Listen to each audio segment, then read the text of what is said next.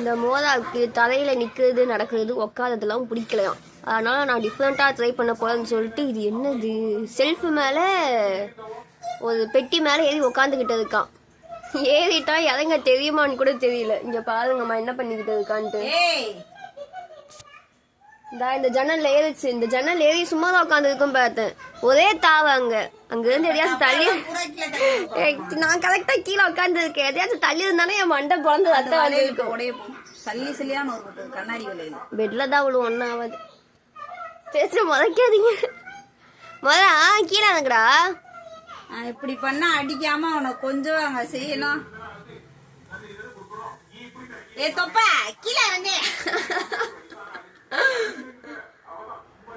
ஐயா அங்க போய் கொட்டாய் விடு. லேப்டாப்ல போய் குட்டி போட போறியா? ஆம்பளை பிள்ளைமா அவன் எப்படிமா குட்டி போடுவான்? இறங்குறாமா. எங்கடா போற? கட் பண்ணிட்டு தூக்கு அவனை. ஐயோ சரி